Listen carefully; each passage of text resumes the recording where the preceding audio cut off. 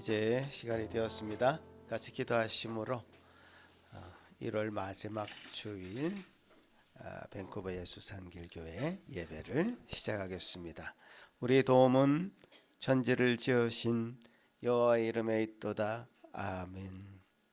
존귀하신 하나님 아버지, 주의 이름을 높입니다.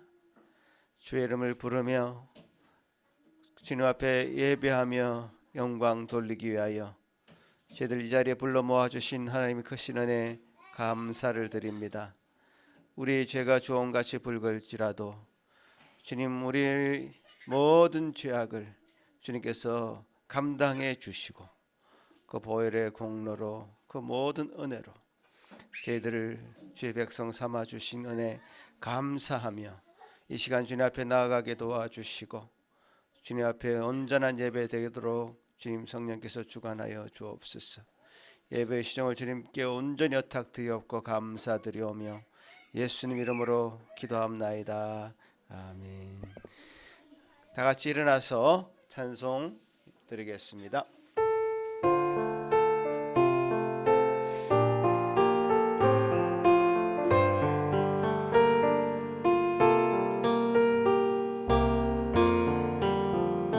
주 예수 이름 높이요 다 찬양하여라. 금멸유관을 들여서 만유의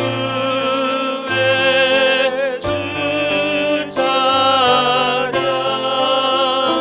금멸유관을 들여서 만유의 주 찬양.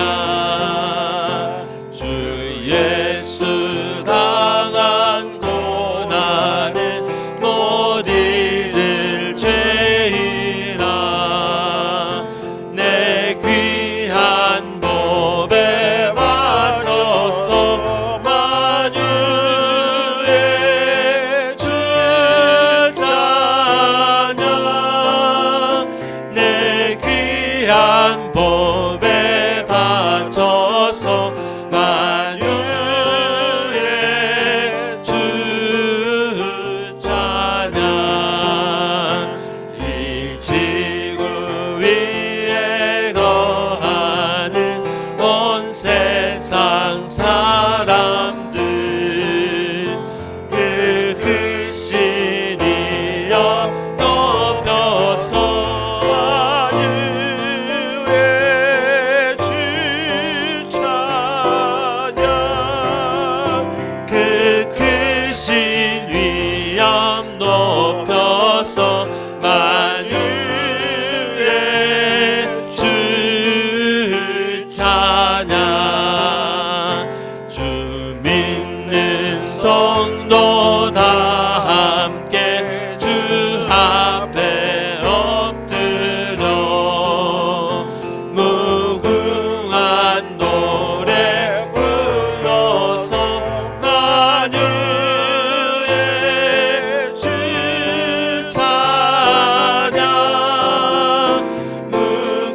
무궁한 노래 불러서 만유의 주 찬양.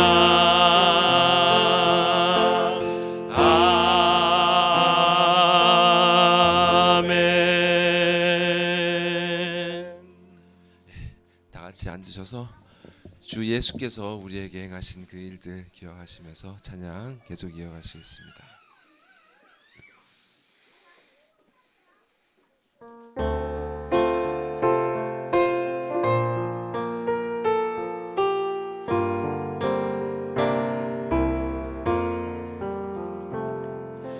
예수 영광 버리사 사람 되신 것 보고 너도 고난 당하나 길을 참으라. 예수 친히 십자가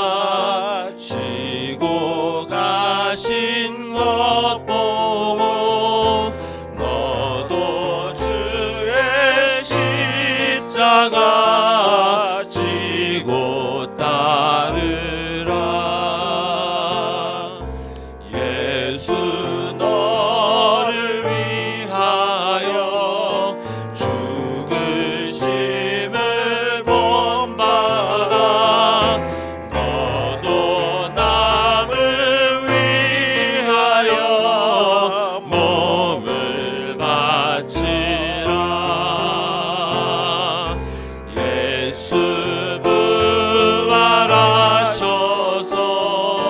승리하신 것 보고 너도 승리할 줄을 믿고 싸워라.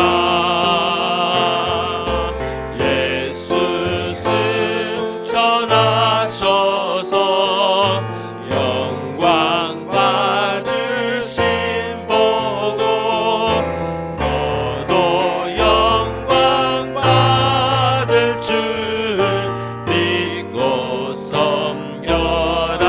예수 다시 오셔서 예수 다시 오셔서 상을 주실 줄 믿고 너도 상을 얻도록 참고 참으라. 예수 다시 오셔서 예수 다시 오셔서 상을 주실 줄 믿고 너도 상을 얻도록 참고 참으라.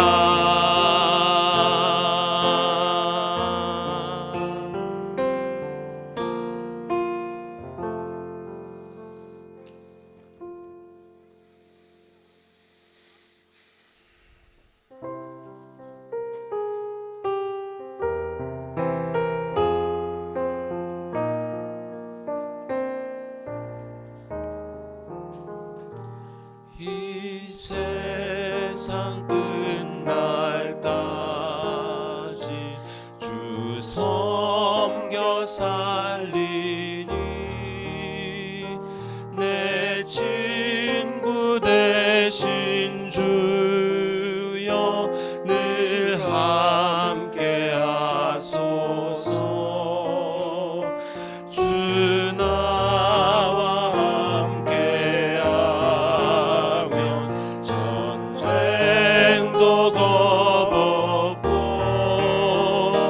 주 나를 인도하면 늘 안심하리라. 나 주를 따를 때에 주 약속하신 것 그 영광 중에 모두 이루어 주소서. 나 주의 뒤를 따라 섬기며 살리니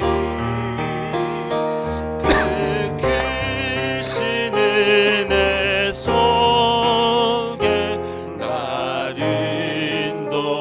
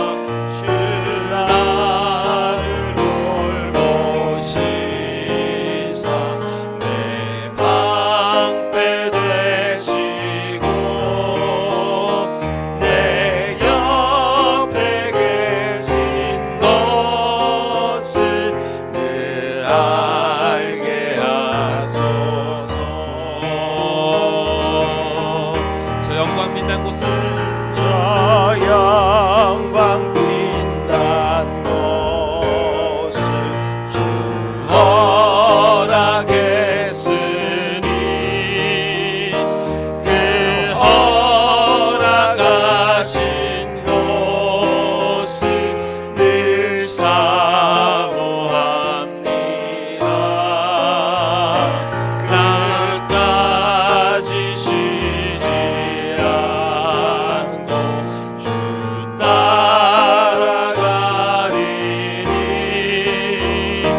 주 넓은 사랑으로 늘 인도하소서. 저 영광 빛난 곳을 저 영광 빛난 곳을 주 허락했으니 그 허락하신 곳을 늘 사모합니다.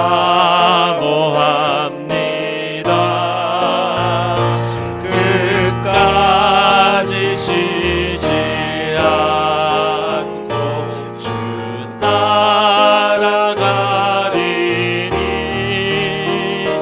주 넓은 사랑으로 늘 인도하소서. 주 넓은 사랑으로 주 넓은 사랑으로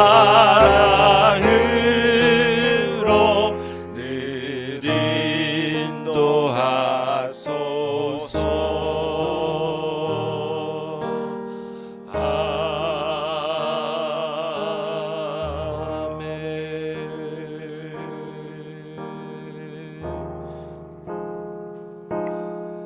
마음을 다해서 주님 함께 간절히 기도하시겠습니다. 주님의 넓은 사랑 안에 나의 모든 것들을 맡깁니다. 주님, 나의 지나간 모든 것, 또 지금 내가 짊어지고 있는 모든 것, 또 앞으로 짊어질 그 모든 것들까지 다 주님께 맡깁니다. 주님, 이 작은 나를, 이 부족한 나를 주님 불쌍히 여겨주시고 받아주시고 주님의 사랑으로 품어주사 당신 품에 가기까지 인도하여 주시옵소서. 다 같이 기도하시겠습니다. 아버지 하나님이여, 하나님이여, 주여 하나님이 화를 바라시며 진노하시며 심령이 잠가고 마른 풀이 타는 것처럼 참으로 다 타버릴 수밖에 행복한 진노랑 같은 제 인생 주여 불쌍히 여겨주시고 긍휼을 베풀어 주시옵소서. 제 인생으로 참으로 하나님으로 올라온 긍휼을 드리고 주여 살아가게 하심을 감사드립니다. 주의 은혜를 드리고 주의 은혜 가운데 저의 심령 주의 백성이 되었고 주님 앞에 온전히 예배하며 예배드리는 영광 돌리며 살 수 있도록 도우시옵소서. 감사합니다. 이 세상에 저희들 그렇게 창조하시고 만들어주시는 데 감사드립니다. 주여 그 창조의 목적에 맞게 저희들 살아갈 수 있도록 도와주시옵시고 구원에 합당한 열매를 맺을 수 있도록 제 심령을 붙들어 주시옵소서. 주여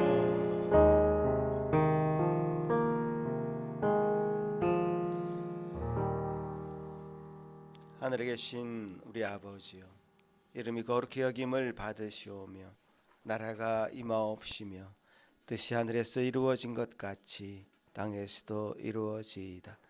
오늘 우리에게 일용할 양식을 주시옵고 우리가 우리에게 죄 지은 자를 사하여 준 것 같이 우리 죄를 사하여 주시옵고 우리를 시험에 들게 하지 마시옵고 다만 악에서 구하시옵소서. 나라와 권세와 영광이 아버지께 영원히 있사옵나이다. 아멘. 빌립보서 4장, 저와 여러분이 한 절씩 교독하시겠습니다. 주 안에서 항상 기뻐하라. 내가 다시 말하노니 기뻐하라.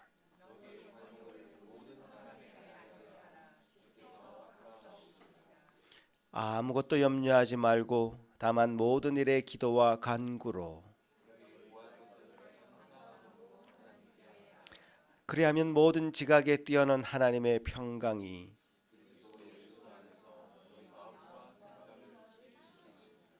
겉으로 형제들아 무엇에든지 참되며 무엇에든지 경건하며 무엇에든지 옳으며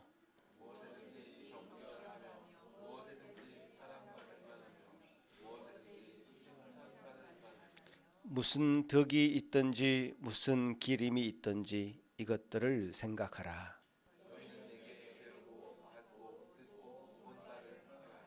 그리하면 평강의 하나님이 너희와 함께 계시리라. 아멘. 이 시간에 문영대 집사님 기도하실 때에 다 같이 한 마음으로 기도하시겠습니다. 기도드리겠습니다. 하나님이 모든 것을 지으시되 때를 따라 아름답게 하셨고 또 사람들에게는 영원한 사모한 마음을 주셨느니라. 전도서 3장 11절 말씀. 전지전능하시고 저희를 지으신 하나님 아버지, 오늘도 저희를 한 주 동안 지켜주시고 은혜로 저희를 돌보아 주셔서 저희가 이렇게 또 한자리에 모여서 예배드림을 감사드립니다. 아멘. 저희들이 이 삶을 살아가는 동안에 때로는 육신의 아픔과 영혼의 고통 속에 있을 때에도 하나님께서 저희를 사랑하시고 저희가 하나님을 사랑하니 낭만치 않고 어려움을 극복할 수 있는 담대한 믿음으로 살아가게 하옵소서. 아멘. 오늘도 우리에게 말씀을 전해주실 이찬우 전도사에게도 성령의 힘을 주시어 저희가 그 말씀 속에서 하나님의 사랑을 느낄 수 있는 시간이 되길 간구하오며 사랑이 많으신 예수 그리스도의 이름으로 기도드렸습니다. 아멘.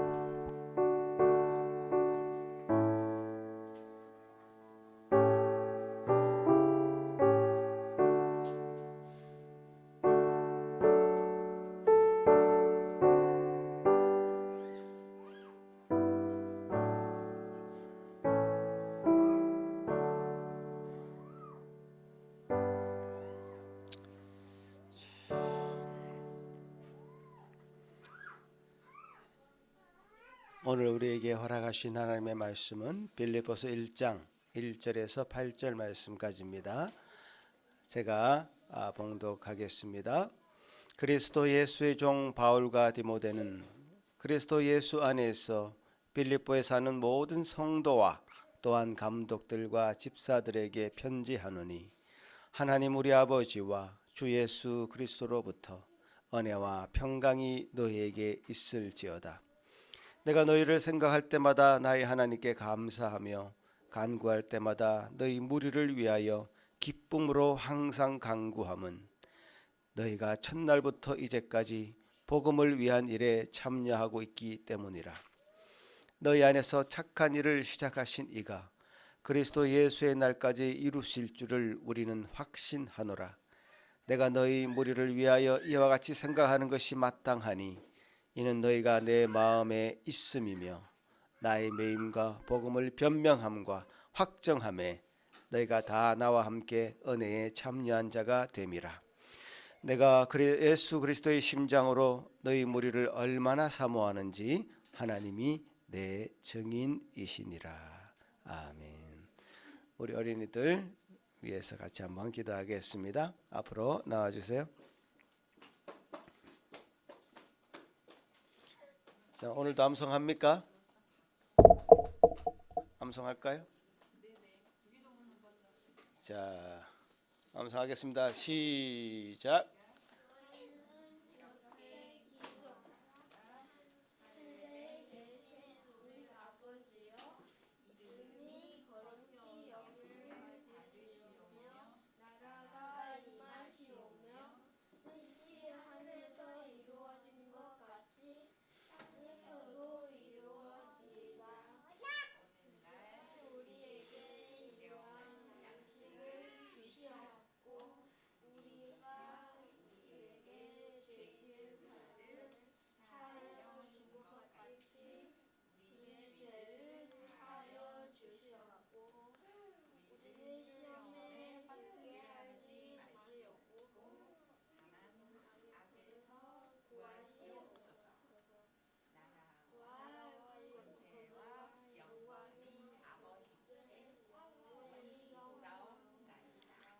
아멘.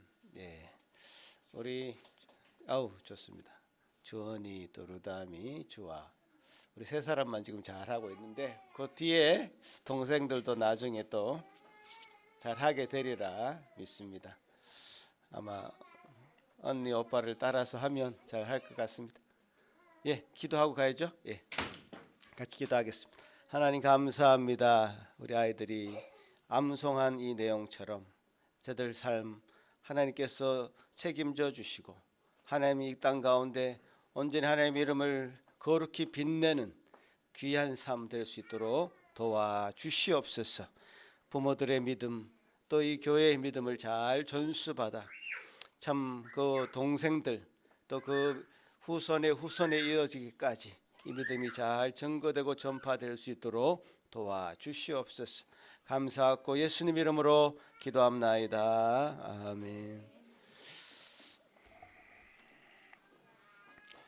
예, 이 시간에 우리 이찬욱 전도사님 예수 그리스도의 심장으로 사랑하는 자라는 제목으로 말씀 나눌 때에 큰 은혜 받으시기를 바라겠습니다.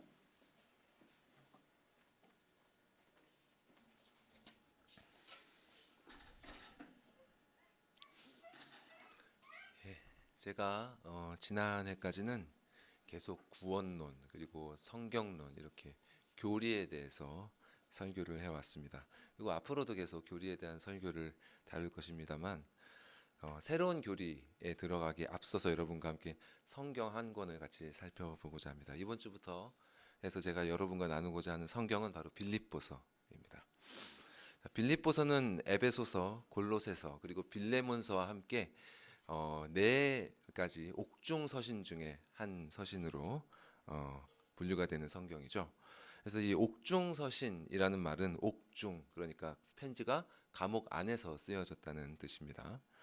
사도 바울은 로마 감옥 안에서 빌립보 교회의 성도들을 향해 이 편지를 썼습니다. 아마 신앙생활을 계속 해오신 분들이라면 이 정도는 아마 알고 계실 것입니다. 빌립보서를 잘 이해하려면 이 정도 배경 지식으로는 좀 부족합니다. 그래서 오늘은 먼저 빌립보서가 쓰여진 그 배경에 대해서 말씀을 좀 드리면서 시작을 하겠습니다. 자, 빌립보서의 배경을 알려면요, 이제 먼저 사도행전 16장을 봐야 됩니다. 그래서 사도행전 16장 9절에 보면요, 당시 전도 여행을 다니고 있던 바울이 밤에 환상을 보는데요. 그 환상에서 바울은 마케도니아 사람 하나가 말하기를 그 환상에서 나타나서 이렇게 말합니다. 우리에게 와서 좀 도와달라 이런 말을 하죠. 바울은 이 환상을 그가 같이 전도여행을 가던 그 일행들이랑 공유를 하면서 하나님께서 마케도니아 사람들에게 복음을 전하라고 그들을 부르시는 것이구나 이렇게 확신을 하게 됩니다. 그래서 바울은 마케도니아 지방의 첫 번째 성인 빌립보 성으로 가게 되는 것이죠. 이때가 서기 한 51년경이라고 합니다. 이렇게 빌립보에 도착한 바울은 거기서 자색 옷감 장사인 루디아라는 여인을 만나게 됩니다. 이 부분을 우리가 현재 성경을 읽을 때 보면은 루디아라는 여인을 딱 이렇게 볼 때 그냥 시장에서 옷을 파는 여인인가 보다 이렇게 생각하기 쉬운데요. 사실 당시에 이 자색 옷감을 파는 직업은 보통 직업이 아니었습니다. 왜냐하면 그 시대의 옷을 이 자색으로 물들이는 그 염료는 정말 굉장히 귀한 것이었거든요. 그래서 이 염료를 어디서 얻냐면은 뿔고등이라고 불리는 이 바다 달팽이를 잡아서 거기에 그 안에서 아주 약간의 소량을 얻게 되는데요. 이 한 마리에서 정말 극소량의 염료만을 얻을 수 있기 때문에 그래서 보통 이 가로 세로 50cm 정도가 되는 요 천을 물들이려면 그 뿔고등을 한 1만 마리를 잡아야 된답니다. 예, 그 정도로. 그러니까 얼마나 그 염료로 물들인 천이 비쌌겠습니까? 그죠? 그래서 이 자색 옷은 그 당시에 정말 왕족이나 귀족들만 입을 수 있는 그런 귀한 옷이었던 것입니다. 그러니까 예수님께서도 왜 부자와 나사로 비유하실 때 부자가 자색 옷을 입고 있다 이렇게 묘사를 하시거든요. 그러니까 그 부자가 얼마나 권위가 있고 또 높은 사람이었는지를 예수님이 나타내신 겁니다. 그런 표현들을 통해서. 자, 그러니까 바울이 빌립보에서 만난 이 루디아라는 여인은 당연히 왕족이나 귀족들을 상대로 장사를 하는 사람이었을 것이고요. 당연히 어느 정도 재력이 있는 사람이다 이렇게 생각하는 것이 합당하겠죠. 근데 이렇게 보통 재력이 있는 사람들은 삶에서 결핍을 경험하는 일이 적기 때문에 상대적으로 가난한 사람들보다는 복음을 받아들이는 확률이 높지 않을 것입니다. 예수님께서도 부자는 천국에 들어가기 어려우니라 이렇게 말씀하셨잖아요. 그러나 루디아는 정말 하나님의 은혜 가운데 있어서 바울의 말씀을 듣고 본인이 믿었을 뿐만 아니라 그녀의 집의 모든 사람이 다 자신과 함께 바울로부터 세례를 받도록 했습니다. 이렇게 해서 빌립보 교회의 첫 번째 성도의 집이 세워진 것입니다. 자, 그렇게 바울은 루디아의 집에 머물면서 복음 전도를 계속 빌립보 성에서 하게 했고요. 그러다가 이제 사도행전을 보면 점치는 여인을 만납니다. 근데 이 점치는 여인이 귀신을 들린 여인이었잖아요. 그래서 그 귀신을 쫓아주니까 이 점치는 여인의 능력이 사라지게 되었고, 그러니까 이 여인의 그 점치는 능력을 통해서 돈을 벌고 있던 그 여인의 주인이 바울을 고발하게 됐고, 그렇게 해서 바울이 옥에 갇히게 되죠. 그래서 옥에 갇힌 바울은 그때 신라와 같이 옥에 갇혔다고 나와 있는데요. 바울과 신라가 옥에 갇힌 채 한밤중에 찬송을 부르고 있는데 갑자기 지진이 나면서 감옥문들이 열리고 또 그 죄수들을 묶고 있던 그 착고들이 다 풀리는 그런 일들이 일어납니다. 그러니까 깜짝 놀라서 이제 간수가 뛰어와 갖고 감옥문들이 다 열려 있는 것을 보고는 절망을 하는 거죠. 죄수들이 다 도망갔구나. 그래갖고 스스로 칼을 빼서 어차피 죽은 목숨이니까 자결을 해야겠다 하려는데 그때 바울이 우리가 다 여기 있다, 도망가지 않았다 하면서 간수를 말리고 그에게 복음을 전하고, 그러면서 간수가 예수님을 영접하고 그리고 간수의 집사람들이 모두 세례를 받는 일이 일어납니다. 이렇게 해서 빌립보 교회의 두 번째 성도의 집이 세워지게 되는 것이죠. 이렇게 빌립보 교회가 세워지고 나서 이 빌립보 교회는 바울과 그 후에도 계속 지속적으로 관계를 이어갑니다. 그 후에 빌립보를 떠난 바울은 데살로니가로 가는데요. 거기서 그 성경에 보면 3주 동안 굉장히 힘겨운 사역을 했다고 해요. 그때도 빌립보 교회는 바울에게 계속 물심양면으로 도움을 보냈습니다. 그리고 후에 바울이 여러 지역을 거쳐서 고린도에 가서 그 다음에 18개월 정도를 거기서 보내게 되었는데요. 거기서도 빌립보 교회가 도움의 손길을 보내옵니다. 그리고 고린도를 떠나 다시 본래 거주했던 안디옥으로 돌아간 바울은 약 1년 후에 다시 그의 세 번째 전도 여행을 떠나게 됩니다. 이 세 번째 전도 여행의 목적은 당시 예루살렘에 아주 극심한 기근이 들었거든요. 그래서 예루살렘 교회와 또 거기 있는 유대인들이 굉장히 어려움을 겪고 있으니까 이 마케도니아 지방에 있는 이방인 교회를 다니면서 그들로부터 후원을 받아서 예루살렘 교회와 유대인들을 도와주기 위한 그런 여행이었습니다. 그래서 이것이 첫 번째 목적이었고요. 두 번째 아주 중요한 바울의 이게 공식적인 목적이었죠. 그 후원을 받는 것이. 근데 드러내지 않은 아주 중요한 목적이 하나 있었는데 그것이 바로 교회 가운데 바울을 대적하는 사람들이 일어났던 것이었습니다. 자, 바울은 이방인들에게 은혜의 복음을 전했잖아요. 너희가 할례를 받아야만 그리고 안식일을 지켜야만 구원을 받을 수 있는 것이 아니다.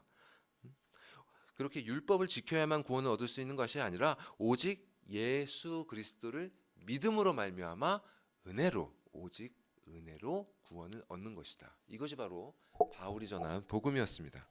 근데 이 복음은 우리가 성경 여러 곳에서 확인할 수 있는 것처럼 유대인들의 아주 심각한 반대에 직면하게 되었습니다. 특히 여전히 유대교를 믿고 있던 유대인들에게 이러한 바울의 복음은 마치 바울이 유대인으로서의 유산을 배반한 것 같이 여겨졌습니다. 그래서 그들 중에 어떤 사람들은 바울을 죽이기 위한 결사대를 만들기까지 했던 것입니다. 게다가 바울처럼 유대교로부터 개종을 해서 그리스도인이 된 그런 유대인들 중에 일부들도 율법에 대한 순종이 구원의 조건이 아니고 오직 믿음으로만 구원을 받는다는 이 바울의 가르침을 못마땅하게 여기는 사람들이 있었습니다. 그래서 이들은 바울의 복음에 반하는 가르침을 교회들 가운데 퍼뜨리기 시작했죠. 그래서 그들은 바울이 개척한 교회들에 돌아다니면서 율법을 지키는 것이 구원에 반드시 필요하다는 그런 주장을 펼치면서 자신들의 그 교회 안에 자신들의 가르침을 따르는 파당을 만들기 시작했습니다. 이로 인해서 우리가 뭐 고린도전서 뭐 이런 데서 볼 수 있는 것처럼 초대교회는 그 시작부터 그런 파당들로 말미암아 혼란을 겪게 되었던 것입니다. 그리고 이런 혼란의 여파는 당연하게도 빌립보 교회에도 미쳤습니다. 자, 이런 상황에서 바울은 참된 복음이 무엇인지를 다시 한번 정확하게 가르쳐야겠구나, 이런 필요성을 느꼈고, 또한 유대인들에게 자신이 결코 그들을 배반한 것이 아니고 또 교회 안에 아니라는 것을 알려야 했고, 또 교회 안에서 이렇게 이방인들과 유대인들이 서로 분쟁을 하는 것이 아니라 정말 그리스도의 복음 안에서 화합해야 되겠다, 이런 필요성을 절실히 느끼게 되었습니다. 그래서 이렇게 기근으로 인한 어려움을 겪고 있는 유대인들에게 이방인들이 그들을 위해 모은 후원금을 전달하는 일은 정말 바울에게 있어서 자신과 이방인들에 대한 그 유대인들의 오해를 해소하는 동시에 그들에게 복음의 사랑을 전해줄 수 있는 정말 소중한 기회였던 것입니다. 그래서 바울은 전도 여행을 하면서 마케도니아 지방을 두루 다녔고요. 당연히 빌립보 교회에도 방문했던 것이 분명합니다. 이때 바울은 그들에게 복음을 왜곡하는 그 유대인들에 대한 위험성을 알려주었고요. 또 빌립보 교회는 이때 빌립보 교회가 또 재정적인 어려움이 있었다고 해요, 학자들에 의하면. 그럼에도 불구하고 예루살렘 교회의 어려움을 돕기 위해 연보를 했습니다. 그리고 바울은 사도행전 21장에 그 여행을 마치고 예루살렘에 도착하게 되면서 비로소 그 일을 완수하게 됩니다. 그러나 거기서 바울은 자신을 반대하는 유대인들을 만나게 되고 결국 이 유대인들 때문에 로마에 체포가 되었고, 그 후로 바울은 2년 동안 가이사랴에 구금이 되어서 재판을 받게 되죠. 그리고 마침내 바울은 서기 59에서 60년에 로마 황제에게 재판을 받기 위해서 로마로 호송되게 됩니다. 이 사실이 또 마케도니아 지방을 비롯한 이방인 교회들 가운데 퍼지게 되었고요. 빌립보 교회는 또다시 바울을 돕기로 합니다. 그래서 로마에 구금된 바울은 거기서 한편으로는 이제 유대인들에게 복음을 변증할 수도 있었고, 그러니까 감옥에서 갇혀서 아무것도 못한 것은 아니었어요. 이제 구금되었다고 보는 게 옳습니다. 하지만 또 사람들을 만날 수는 있었어요. 그래서 그 로마에서 유대인들에게 복음을 변증할 수도 있었고요. 또한 그리스도에게 말씀을 전할 수도 있는 약간의 자유를 누렸습니다. 하지만 다른 한편으로는 역시나 완전히 자유를 잃어버린 상태였기 때문에 자신의 그 불확실한 상황, 그리고 극심한 궁핍, 이런 것들 때문에 고통을 겪기도 했습니다.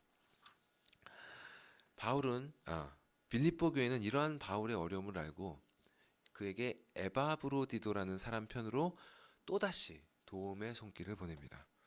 그러나 이렇게 빌립보 교회가 바울에게 계속 지속적으로 도움을 주었던 것은 뭐 루디아 같은 그런 부유한 교인이 있었기 때문에 빌립보 교회는 그래도 어려움이 없는 교회였구나, 이렇게 오해하면 안 됩니다. 참 그런 부유한 이들도 교회 안에 있었지만 초대교회는 초대교회를 구성하고 있던 그 대부분의 성도들은 정말 매우 가난하고 신분이 비천한 사람들이었습니다. 게다가 그들은 언제나 우상 숭배를 하는 당시대인들로부터 박해와 멸시를 견뎌야만 했습니다. 이 빌립보라는 도시를 역사적으로 살펴보면요, 이 빌립보라는 도시는 로마의 옥타비아누스 황제, 그러니까 성경에는 가이사 아구스도 이렇게 표현되죠. 아우구스티누스 황제. 그 아우구스티누스 황제가 그 전쟁에서 퇴역한 군인들이 정착해서 살도록 한 도시였다고 해요. 그런데 그래서 이제 퇴역한 군인들이 이제 무리를 이루고 사는 도시였는데, 이 로마 군인들에게 가장 높은 사람은 누구겠습니까? 그들이 신처럼 숭배한 사람은 바로 다름 아닌 로마 황제였죠. 그러니까 빌립보라는 성은 황제 숭배 사상이 아주 팽배한 그런 도시였던 것입니다. 그리고 이 고고학 학자들이 이 빌립보의 유적들을 발굴하면서 어떤 것들을 발견했느냐 하면 고대 그리스의 신들, 그리고 이집트의 신인 이시스를 섬기던 그런 신전들이 빌립보에서 다수 발견되었다고 합니다. 그러니까 빌립보는 이렇게 로마 황제와 더불어서 여러 이민족, 저민족의 각종 신들을 난잡하게 섬기던 그런 곳이었습니다. 그런 곳에서 빌립보 교인들은 자신들의 신앙을 지켜야만 했던 것입니다. 이렇게 외부로부터의 그런 핍박이 있었고, 또 빌립보 교회 성도들은 교회 안에서 잘못된 복음을 주장하고 가르치는 유대인들로 말미암은 그런 혼란도 감당해야 했고, 또 앞으로 우리가 계속 살펴보겠지만 설상가상으로 이 빌립보 교회 안에 리더십들 가운데 분쟁이 생기기도 했습니다. 이런 상황 속에서 빌립보 교회는 그럼에도 불구하고 바울의 어려움을 듣고 에바브로디도 편으로 도움을 보내면서 이렇게 도움을 보냈던 것입니다. 그리고 이렇게 도움을 보내면서 빌립보 교회는 바울에게 디모데를 에바브로디도와 함께 보내달라, 이런 간청을 하게 됩니다. 이런 혼란과 핍박이 있는 상황 속에서 빌립보 교회의 성도들은 디모데야말로 로마에 구금되어 있는 바울을 대신해서 자신을 도와줄 수 있는 가장 신뢰할 만한 사람이다, 이렇게 생각했던 것입니다. 그러나 안타깝게도 그들의 요청을 가지고 로마로 가던 에바브로디도는 로마로 가는 도중에 정말 그가 죽을 뻔했다, 이렇게 표현이 될 만큼 정말 극심하게 아프게 됩니다. 그래서 한참 동안을 로마로 가지 못하고 중간에 머물게 돼요. 다행히 하나님께서 그를 치료해 주셨지만 이 일로 말미암아서 그는 바울이 로마에 구금된 지 거의 1년이 다 되어서야 로마에 도착하게 됩니다. 그리고 당시 이렇게 정말 여러 가지 궁핍함으로 또 고난 가운데 있던 바울은 이렇게 에바브로디도 편으로 온 그 빌립보 교회의 도움의 손길을 받고 정말로 감격을 하게 됩니다. 이 빌립보서에는 이로 말미암은 바울의 감사한 마음이 곳곳에 표현되고 있죠. 또한 바울은 그들의 어려움을 전해 듣고 속히 디모데를 보내기를 간절히 원했습니다. 하지만 어떤 이유에선지 바로 보낼 수는 없었고요. 결국 에바브로디도를 혼자 돌려보낼 수밖에 없었습니다. 자, 빌립보서는 이렇게 로마에 구금되어 있는 바울에게로부터 빌립보 교회로 돌아가는 에바브로디도의 손에 들려질 편지였습니다. 바울은 빌립보 교회로부터 받은 도움에 대해 감사를 전해야 했고요. 그들이 겪는 그 어려움에 영적인 도움을 주어야 했고, 또 디모데가 빌립보로 오지 않은 것에 대해 그들이 혹시 느낄지도 모를 그 실망과 혼자 돌아가는 에바브로디도가 또 오해를 받지 않기 위한 그에 대한 변호도 생각해야 했습니다. 빌립보서는 바로 이러한 배경 가운데 쓰여졌던 것입니다. 자, 이러한 배경을 생각해 보시면서 본론으로 한번 들어가 보겠습니다. 자, 먼저 1절과 2절 말씀을 함께 읽어보겠습니다. 자, 시작. 그리스도 예수의 종 바울과 디모데는 그리스도 안에서 빌립보에 사는 모든 성도와 또한 감독들과 집사들에게 편지하노니 하나님 우리 아버지와 주 예수 그리스도로부터 은혜와 평강이 너희에게 있을지어다. 자, 바울 서신들을 읽어보신 분들은 바울이 이런 식으로 편지를 시작하는 것이 아주 익숙하게 여겨지실 텐데요. 그러나 당시에 주고받던 이 편지들은 인사말을 이렇게 길게 쓰지 않았습니다. 딱 이때 당시의 편지들은 인사말이 딱 3단어였어요. 처음에는 먼저 보내는 사람의 이름, 그리고 받는 사람의 이름, 그 다음에 보통 무난하노라, greetings 이렇게 번역되는 카이레인이라는 말을 마지막에 붙이면서 인사말을 시작합니다. 이게 다였어요. 그리고 바로 본론으로 들어가죠. 이것이 당시에 쓰여진 편지의 대부분의 인사말 형식이고, 여기에서 벗어나는 편지는 정말 아주 극소수에 불과합니다. 그러나 바울은 교회에 보내는 편지들을 그렇게 형식적인 인사로 시작할 수 없었던 것입니다. 그는 그저 보내는 자신의 이름만이 아니라 자신이라는 사람이 어떤 사람인지를 밝히는 그 정체성을 덧붙입니다. 그리스도 예수의 종. 그저 바울과 디모데라는 그런 자연인이 아니라 그리스도 예수의 종 바울과 디모데가 이 편지를 보내는 것입니다. 그들은 그저 개인으로서 보내는 것이 아니라 그리스도 예수의 종의 자격으로 이 편지를 보냈습니다. 이는 그들이 그만큼 이 편지에 권위를 부여했을 뿐만 아니라 그리스도께서 그들을 사랑하시는 그 사랑으로 이 편지를 썼음을 나타내는 것입니다. 그러면 수신자, 받는 이들은 누구인가? 자, 한글 성경은요. 보면 1절에 이제 그리스도 안에서라는 말이 저 두 번째 줄에 있잖아요. 저 말이 앞에 있는 바울과 디모데를 수식하는지 아니면 빌립보에 사는 이 성도들을 수식하는지가 분명하지가 않습니다. 읽어보면.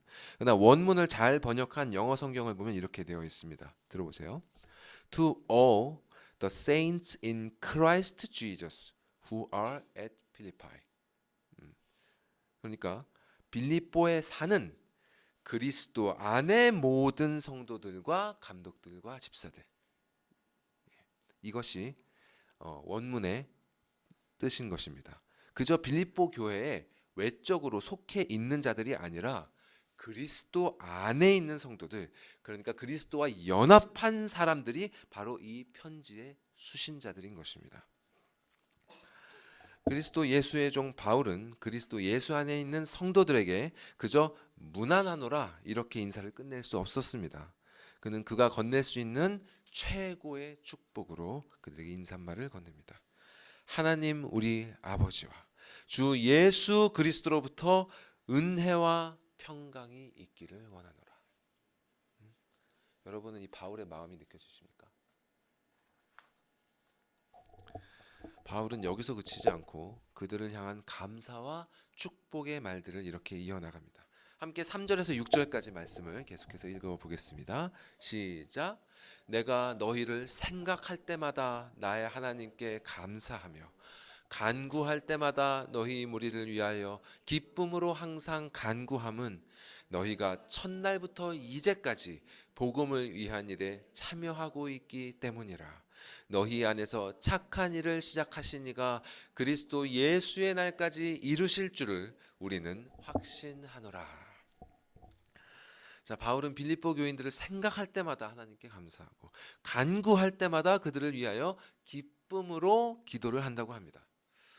자, 여러분에게도 이렇게 기도하게 되는 사람이 있습니까? 정말 그 사람에 대해서 생각할 때마다 하나님께 감사하게 되고 또 기도할 때마다 그 사람을 떠올리면 기쁨이 샘솟게 되는 그런 사람이 여러분에게 있습니까? 사실 우리가 진정으로 사랑하는 사람에 대해서 생각하고 또 기도를 한다고 해도요, 이런 마음이 잘 되지 않습니다.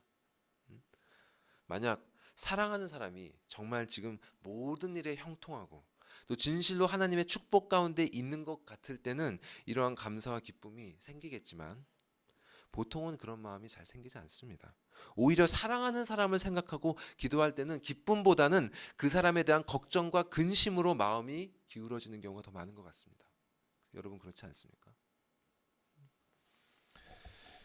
바울은 빌립보 교인들을 정말 사랑하고 있습니다. 앞으로 계속 확인되겠지만 그들을 향한 바울의 마음은 실로 자식을 향한 어미의 마음과 같았습니다. 게다가 앞서 살펴본 것처럼 빌립보 교인들의 상황은 사실 별로 좋지 못했습니다. 그리고 그렇게 좋지 못한 사정에도 불구하고 감옥에 있는 바울에게 그들은 도움의 손길을 보냈습니다. 이러한 도움을 받는 바울의 마음이 어땠겠습니까? 정말 그들에게 너무나 고마우면서도 안쓰럽고 또 가슴이 아프지 않겠습니까? 그런데 왜 바울은 자신이 그들을 위하여 기쁨으로 항상 간구한다고 이렇게 말하고 있는가? 그저 그들에게 근심을 안겨주지 않기 위해서 사실 별로 기쁘지 않은데도 불구하고 허언을 적고 있는 것인가? 그렇지 않습니다. 그렇지 않아요. 그는 그들의 안타까운 상황을 모두 알고 있음에도 불구하고 분명한 기쁨의 이유가 있었습니다. 그가 밝힌 기쁨의 이유가 무엇입니까? 바로 5절 말씀입니다. 너희가 첫날부터 이제까지 복음을 위한 일에 참여하고 있기 때문이라. 그가 기쁨으로 항상 간구한다는 말은 진정 허언이 아니었습니다. 처음 빌립보에서 복음을 믿은 사람은 자색 옷감장수 루디아였죠. 그녀는 복음을 믿고 거듭났고 이어서 그녀의 모든 가족들이 그녀를 따라서 세례를 받았습니다. 이 과정에서 그녀는 분명 바울과 함께 그녀의 가족들에게 적극적으로 복음을 전했을 것입니다. 이는 빌립보에서 그 다음으로 복음을 받아들인 간수와 그의 가족들의 경우에도 마찬가지였습니다. 이처럼 빌립보 교회는 처음부터 그 시작부터 거듭난 자들이 복음을 위한 일에 참여하는 일이 일어났던 것입니다. 우리가 지난번에 봤던 것처럼 사마리아 여인이 예수님을 만나고는 바로 마을로 뛰어간 것처럼 복음을 위한 일에 참여하는 것은 사람이 진정으로 거듭났음을 보여주는 중요한 증거 중에 하나입니다. 복음의 은혜를 경험한 사람은 그 은혜를 전할 수밖에 없는 것입니다. 그래서 바울은 6절에서 이렇게 자신 있게 선언할 수 있었습니다. 너희 안에서 착한 일을 시작하신 이가 그리스도 예수의 날까지 이루실 줄을 우리는 확신하노라. 너희 무리들 안에서 착한 일을 행하시고 또 너희 한 사람 한 사람의 영혼 안에서 착한 일을 시작하시니 그분이 누구겠습니까? 바로 거듭난 영혼과 언제나 함께 하시는 성령 하나님 아닙니까? 성령 하나님께서 그리스도께서 보내신 그분의 영께서 그들을 아버지와 화해시키시고 또 죄로 얼룩졌던 그들이 거룩하신 아버지와 영원히 함께 할 수 있도록 그들을 거룩하게 만들어 가시는 그 착한 일을 시작하신 것입니다. 그 일을 시작하신 증거가 이렇게 그들이 복음을 위한 일에 참여하는 것으로 드러났습니다. 우리가 구원의 교리에서 살펴본 것처럼 성령께서 거듭나게 하사 구원의 여정으로 인도하시는 사람은 그리스도의 날, 즉 마지막 그날에 이르기까지 흔들림 없이 견인될 것입니다. 이것이 너무나 확실한 사실이기 때문에 바울은 기뻐할 수 있었던 것입니다. 비록 빌립보 교인들이 디모데를 보내달라고 간청할 만큼 안타까운 사정에 있었음에도 불구하고 그들은 하나님의 구원하시는 은혜 안에 있는 자들이 그들의 열매 가운데 너무나 분명하게 드러났기 때문에 바울은 그들을 생각할 때마다 하나님께 감사가 나오고 그들을 위해 기도할 때마다 기쁨이 넘쳐났습니다. 하나님께서 베푸시는 구원의 기쁨이 이 세상에 주는 모든 근심을 지워버린 것입니다. 이것이 바로 진실로 거듭난 자만이 경험할 수 있는 구원으로 말미암은 기쁨의 힘입니다. 여러분은 이러한 기쁨을 경험하신 적이 있습니까? 이어서 바울은 자신이 빌립보의 성도들을 어떻게 바라보고 있는지 그리고 그들을 향한 자신의 사랑이 얼마나 지극한지를 더욱 분명하게 표현하고 있습니다. 함께 7절 말씀을 읽어보겠습니다. 시작. 내가 너희 무리를 위하여 이와 같이 생각하는 것이 마땅하니 이는 너희가 내 마음에 있음이며 나의 매임과 복음을 변명함과 확정함에 너희가 다 나와 함께 은혜에 참여한 자가 됨이라. 여기서 바울은 자신이 그들을 이와 같이 생각하는 것이 마땅하다라고 합니다. 여기서 이 생각하다라는 말의 원어는 그저 머리로 생각하는 것만이 아니라 이 가슴으로 느끼는 것까지를 의미하는 그런 뉘앙스가 있습니다. 그러므로 이를 다시 번역하면 내가 너희에 대하여 이와 같이 생각하고 느끼는 것이 마땅하다라고 할 수 있죠. 즉 성령께서 그 마음 가운데 일하고 계신 성도들, 그리스도의 영께서 그 가운데 착한 일을 해가고 계신 그 교회에 대해서는 이와 같이 생각하고 느끼는 것이 올바르고 합당하다는 뜻입니다. 그럼 바울은 그들을 어떻게 생각하고 느끼고 있는가? 먼저 너희가 내 마음에 있다라고 하죠. 이를 더 원어에 가깝게 번역하면 이는 내가 마음에 너희를 품고 있으며, 내가 마음에 너희를 품고 있으며 라고 번역할 수 있습니다. 영어 성경도 이 부분을 Because I hold you in my heart, I hold you in my heart 이렇게 번역합니다. 이는 그저 빌립보 성도들이 바울의 마음 가운데 그냥 있는 것이 아니라, 생각나는 것이 아니라 바울이 그들을 마음으로 꼭 붙들고 있는 것입니다. 또한 바울은 그들이 모두 자신의 매임과 복음을 변명함과 확정함에 참여하고 있다고 합니다. 즉 빌립보 성도들은 지금 바울과 멀리 떨어져 있고 바울처럼 구속당한 상태에 있는 것도 아니지만 바울과 함께 그가 당하는 그 모든 일에 참여하고 있다는 것입니다. 이 말은 그들이 그저 마음으로 바울의 어려움을 공감하고 있다, 안타까워하고 있다, 이 정도를 말하는 것이 아닙니다. 이것에 대해서 사도 베드로는 이렇게 표현하고 있습니다. 자, 베드로전서 4장 13절 말씀 읽어볼까요? 맨 위에 있는 말씀만 읽어보겠습니다. 시작. 오히려 너희가 그리스도의 고난에 참여하는 것으로 즐거워하라. 이는 그의 영광을 나타내실 때 너희로 즐거워하고 기뻐하게 하려 함이라. 이 바울이 빌립보 교인들에게 너희가 나의 매임과 이 복음을 변명함과 확정함, 즉 복음을 위한 사명에 참여하고 있다고 말할 수 있었던 이유는 그들이 모두 바울과 같이 그리스도의 고난에 참여한 자들이었기 때문입니다. 자, 그러면 그리스도의 고난에 참여한다는 것은 무슨 말이냐? 바울은 로마서 6장에 이렇게 말합니다. 제가 읽겠습니다. 그러므로 우리가 그의 죽으심과 합하여 세례를 받음으로 그와 함께 장사되었나니 이는 아버지의 영광으로 말미암아 그리스도를 죽은 자 가운데서 살리심과 같이 우리로 또한 새 생명 가운데서 행하게 하려 함이라. 이 참으로 거듭났다는 것은 옛사람이 그리스도와 함께 죽었다는 뜻입니다. 그리스도께서 십자가에서 고난을 받으시고 죽으신 것처럼 택하신 자녀의 옛사람도 그분과 함께 고난을 받고 죽었다는 것입니다. 물론 신자가 거듭났다고 해서 그 옛사람의 영향력이 완전히 사라진 것은 아니죠. 신자가 죽을 때까지 옛사람의 영향력은 남아있고 그래서 그는 매일매일 그 옛사람으로 인해서 고난을 받고 죽어야 합니다. 그러나 참된 신자는 그리스도와 합하여 믿음으로 의롭다 하심을 얻었기 때문에 하나님 앞에서 신자의 안에 있는 그 옛사람은 이미 죽은 것과 같습니다. 성도가 세례를 받는다는 것은 이렇게 옛사람이 죽었다는 것을 공개적으로 선언하는 것입니다.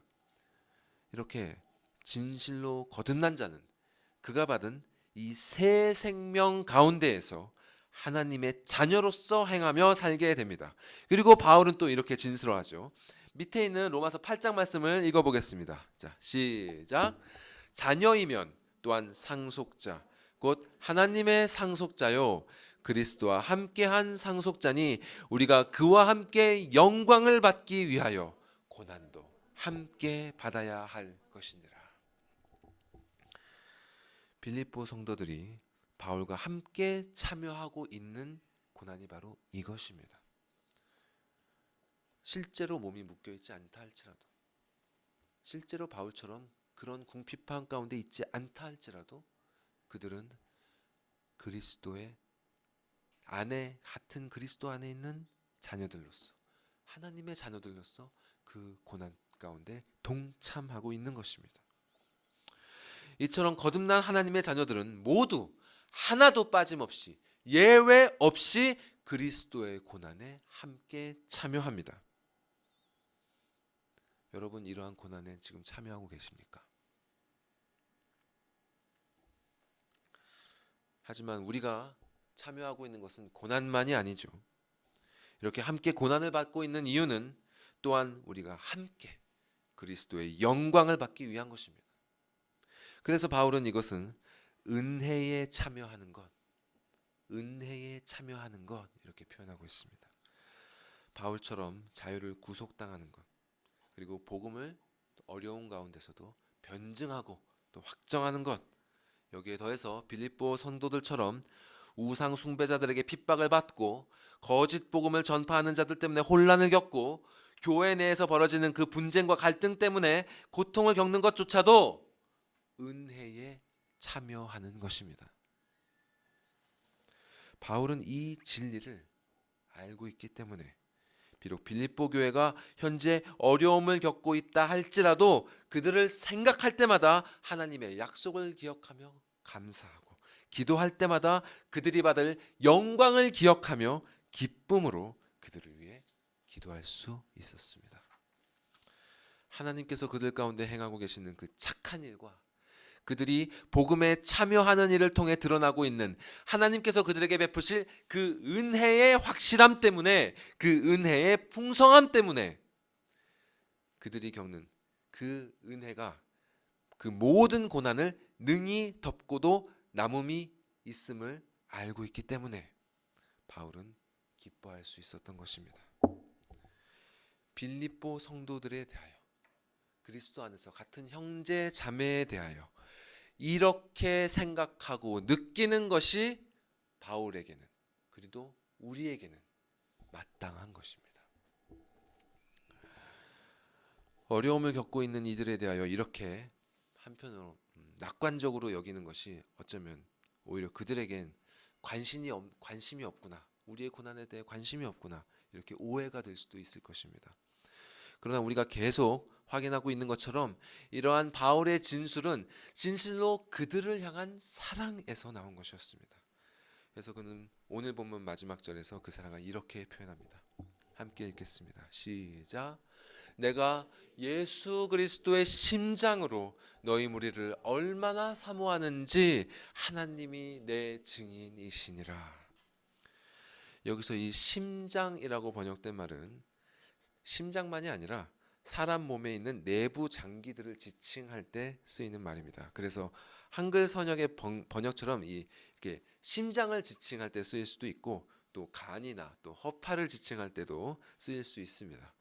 그런데 이 말은 또 다른 어떤 뜻이 있냐면 애착, affection, 애정, 이런 것 같은 그런 사랑의, 아주 애타고 지극한 사랑의 감정을 의미하기도 합니다.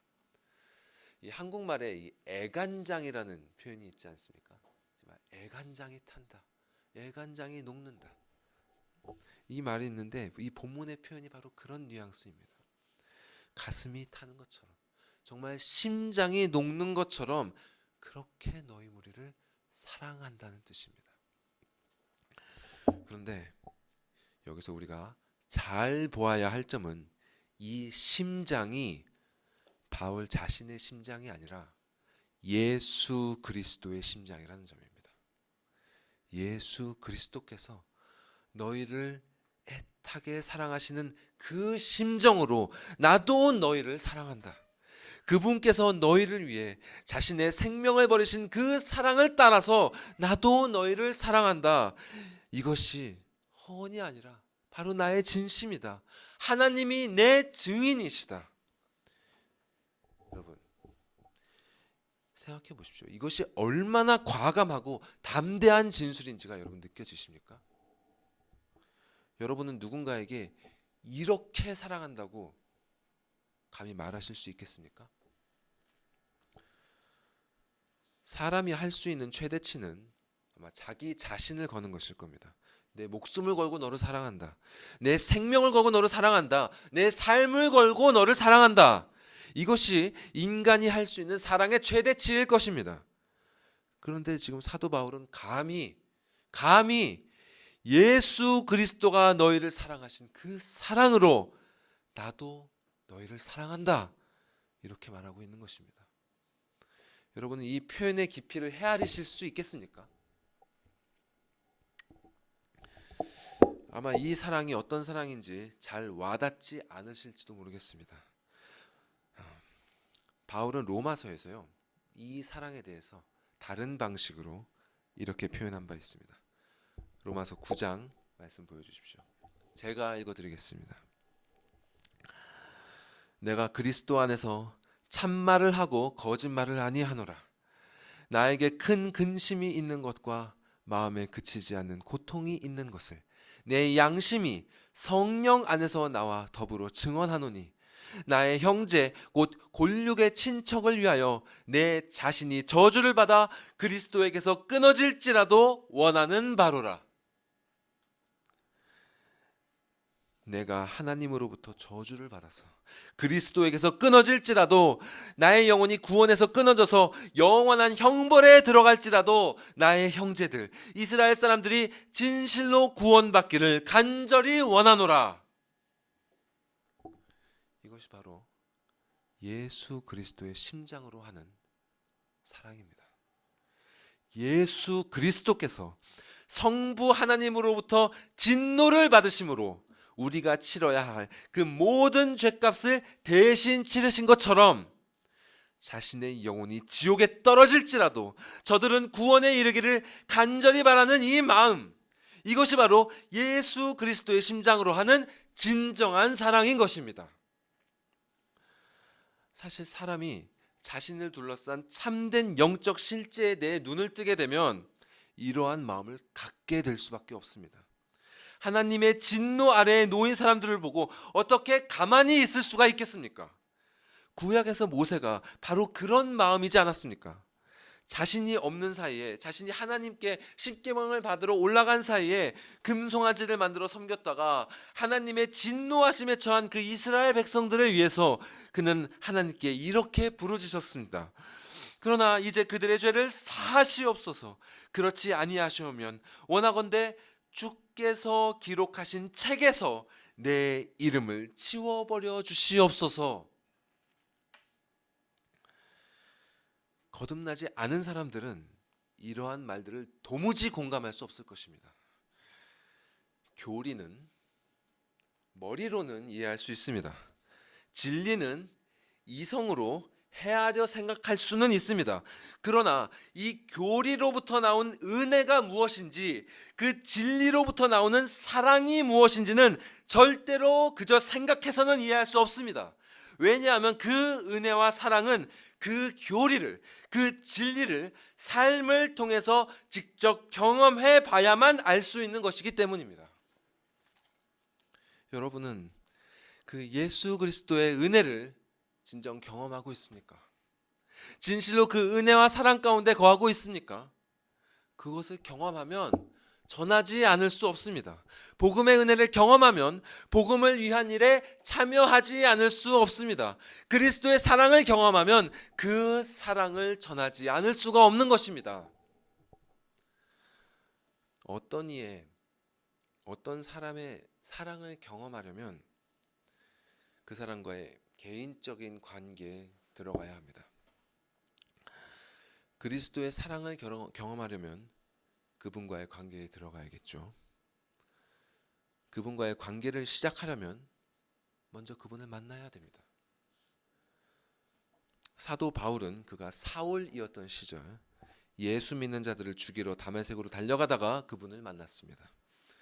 그는 그분을 대적하는 자였지만 그리스도께서는 먼저 그를 만나러 오셨습니다. 그는 그분을 미워했지만 그리스도께서는 오히려 그를 먼저 사랑하사 죄악의 길로 달려가는 그의 다름질을 멈추시고 그와의 관계를 시작하셨습니다. 그리고 그분은 그에게 아나니아를 보내사 가려졌던 그의 눈을 다시 보게 하시고 당신의 복음의 말씀을 아나니아의 입술을 통해서 듣게 하셨습니다. 이렇게 말씀을 통해서 그리스도께서는 잘못된 신념을 따라 사람을 죽이러 가던 자를 당신의 생명의 복음을 따라 영혼을 구원하는 자로 변화시키신 것입니다. 바울은 이렇게 복음의 말씀을 통해 세워졌고 복음의 말씀을 삶에서 경험하면서 자신이 얼마나 큰 사랑을 받고 있는 자인지를 점차 깨닫게 되었던 것입니다. 여러분, 이것이 바로 우리가 현재 삶 가운데 경험되고 있어야 마땅한 그분과의 관계입니다. 우리가 진실로 거듭난 자라면, 우리가 진실로 그리스도 안에 있는 자라면 우리는 그리스도의 복음의 진리를 삶 가운데 경험하면서 그분의 사랑을 알아가고 있어야 합니다. 그분의 사랑을 알게 되면 우리의 삶은 절대로 이전과 같을 수 없습니다. 그리스도의 사랑을 경험했는데도 똑같은 삶을 산다는 것은 실로 불가능한 일입니다. 바울은 그리스도의 사랑을 경험한 후에 그분의 사랑을 따라 그분께서 자신에게 허락하신 그 모든 이들을 사랑하는 자가 되었습니다. 그가 로마서에서 말하길 자기 자신이 저주를 받아서 그리스도로부터 끊어질지라도 구원받기를 원한다고 말했던 그 사람들은 사실 바울 그 자신을 대적하고 미워하는 자들이었습니다. 우리가 앞서 살펴본 바와 같이 유대인들은 바울을 그들의 배신자로 여겼고 그를 죽이기 위해 금식을 할 정도로 그를 혐오했습니다. 그러나 바울은 예수 그리스도의 심장으로 자기 자신의 구원을 버리기까지 원할 만큼 그들을 사랑했던 것입니다. 여러분은 이 사랑을 경험하신 적이 있으십니까? 이 사랑을 모르면 그리스도인이라고 할 수 없습니다. 예수 그리스도의 심장으로 하는 사랑은 그저 자기 자신을 희생하는 사랑이 아닙니다. 자신의 심장으로 하는 사랑이 아니라 예수 그리스도의 심장으로 하는 사랑입니다. 자, 이 사랑은 무엇인가? 세 가지로 정리해 드리겠습니다. 예수 그리스도의 심장으로 하는 사랑은 첫째, 자신 때문에 하는 사랑이 아니라 그리스도 때문에 하는 사랑입니다. 내가 사랑하기 때문에 하는 사랑이 아니라 그리스도께서 사랑하시기 때문에 하는 사랑입니다. 예수께서는 이렇게 말씀하셨습니다. 너희가 만일 너희를 사랑하는 자만 사랑하면 칭찬받을 것이 무엇이냐? 죄인들도 사랑하는 자는 사랑하느니라. 이처럼 참된 사랑은 그 동기가 자신이 아니라 그리스도로부터 나옵니다. 예수 그리스도의 심장으로 하는 사랑은 두 번째, 자신의 생각과 힘으로 하는 사랑이 아니라 그리스도의 지혜와 능력으로 하는 사랑입니다. 사람의 생각과 능력은 이 죄와 사망이라는 현실 속에서 이 사랑이라는 목적을 이루게 하는 무능력하기 짝이 없습니다. 오직 그리스도의 지혜와 능력만이 온갖 어려움과 고통의 현실 속에서도 확실하게 성취될 그 구원의 사랑을 바라보면서 기쁨 가운데 멈추지 않고 나아갈 수 있는 것입니다. 이처럼 참된 사랑을 이루는 힘은 자기 자신이 아니라 오직 그리스도로부터 나옵니다. 마지막으로 세 번째, 예수 그리스도의 심장으로 하는 사랑은 사랑하는 이를 자기 자신에게로가 아니라 그리스도에게로 인도합니다. 이 사랑의 목적은 자기 자신이 아니라 그리스도입니다. 왜냐하면 그 사람에게, 나에게 허락하신 그 사람에게 가장 필요한 것은 내가 아니라 오직 그리스도이기 때문입니다. 우리 모두에게는 이 그리스도가 필요합니다. 다른 그 무엇도 사실 필요가 없습니다. 다른 모든 것을 잃어버려도 그리스도만 얻는다면 사람은 그것으로 충분합니다. 여러분, 그리스도를 만나십시오. 그리고 그분의 사랑을 경험하십시오. 사람이 변하지 않는 이유는 그리스도를 경험하지 못하고 있기 때문입니다. 실로 그리스도를 경험한 사람은 그분과 같이 변화되지 않을 수 없습니다. 그분과 같이 고난에 참여하고 그분과 같이 십자가를 지고 그분과 같이 부활에 참여하고 그분과 함께 영광에 기필코 들어가게 될 것입니다. 그분의 말씀을 통해서, 그분의 말씀을 통해서 여러분이 그분의 말씀으로 이 세상을 살아간다면 이 사랑의 경험은 진실로 여러분의 삶 속에서 현실이 될 것입니다. 이 진리를 믿으십시오. 믿으시기 바랍니다. 이 진리가 우리 모두의 경험이 되기를 예수 그리스도의 이름으로 간절히 축원합니다. 기도하시겠습니다.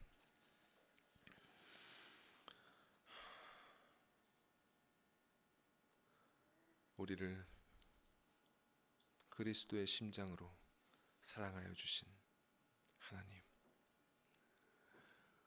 정말 헤아릴 수 없는 그 사랑으로 우리를 붙드사 정말 영광스럽게도 그 사랑에 참여할 수 있도록 하여 주심에 감사드리옵나이다. 우리가 무엇이간데 이 놀라운 사랑을 우리가 경험하고 또 베풀 수 있겠사옵나이까. 주님, 진실로 그 복음의 사랑을 경험하기를 간절히 원하옵고 그 경험이 이곳에 모인 모든 사람들,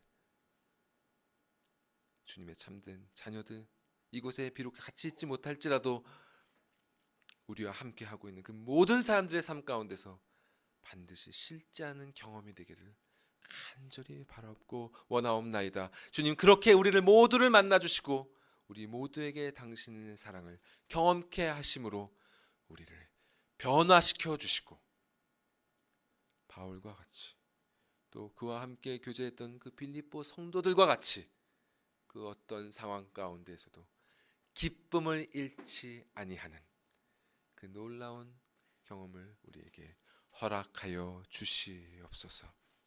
이 모든 말씀 우리 구주 예수 그리스도의 이름으로 기도드리옵나이다. 아멘.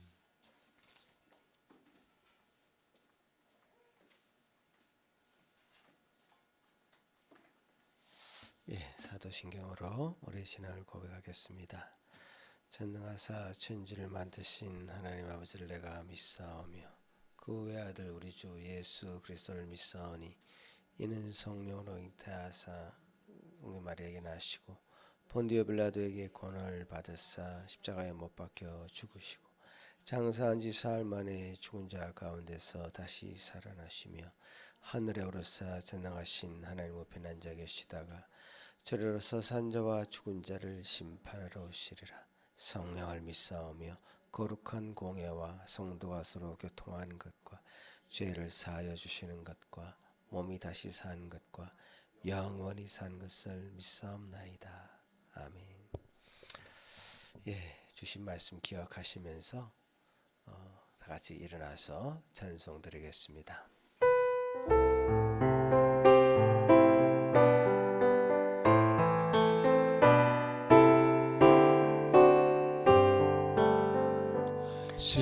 십자가를 질 수 있나 주가 물어보실 때 죽기까지 따르오리 성도 대답하였다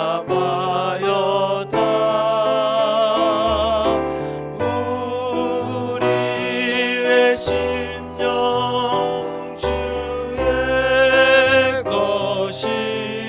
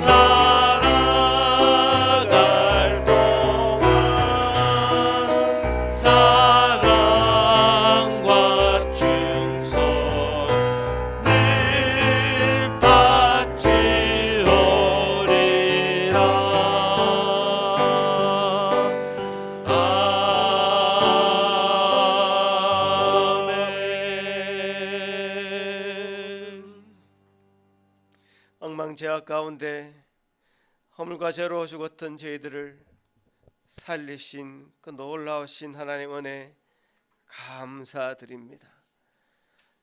참 우리 죄악 때문에 주님은 진노를 바라십니다.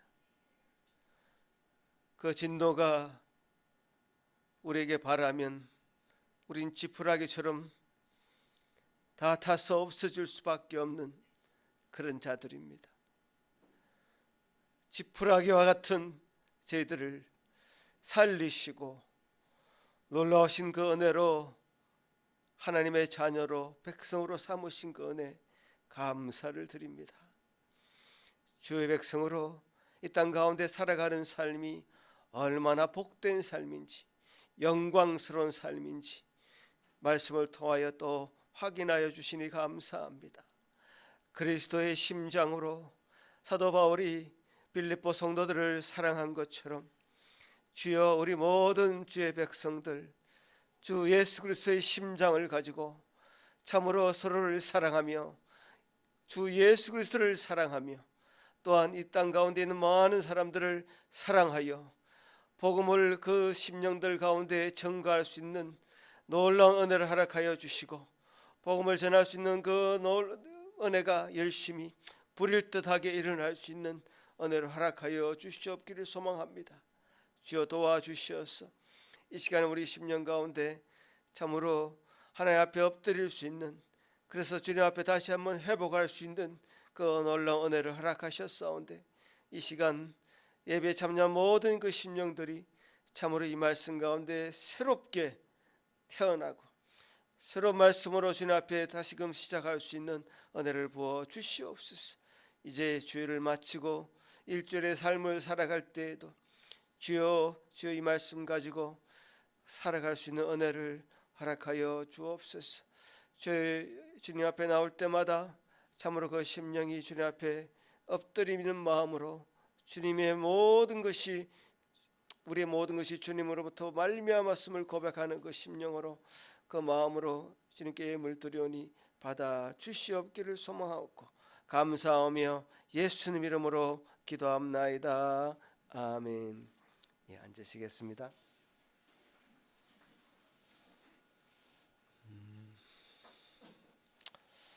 오늘 전사의 말씀을 통해서 사도 바울이 보여줬던 그 사랑이 어떤 사랑이었는지 잘 알게 된 것 같습니다.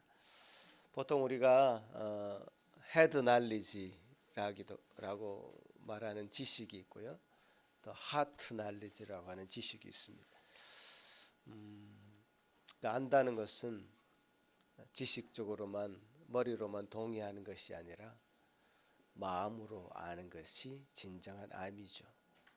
그래서 하트 날리지는 경험되어진 암 이렇게 말할 수 있을 것입니다. 우리가 경험하고 체험하고 그리스도의 사랑이 어떤지를 알았을 때는 그 사랑으로 말미암아 우리가 가득 채워지고 그 채워진 사랑이 또 드러나지 않을 수 없는 그런 정말 자연스러운 과정 가운데 우리가 다 들어갈 것입니다. 여러분 안에 하나님의 큰 사랑으로 채워지기를 또 그것이 그 사랑이 경험되어지기를 간절히 바라는 것입니다. 같이 한번 기도하겠습니다. 이제는 우리 주 예수 그리스도의 크신 은혜와 하나님 아버지의 극진하신 사랑하심과 성령 하나님의 위로하심과 교통하심이 참으로 예수 그리스도처럼 또한 바울처럼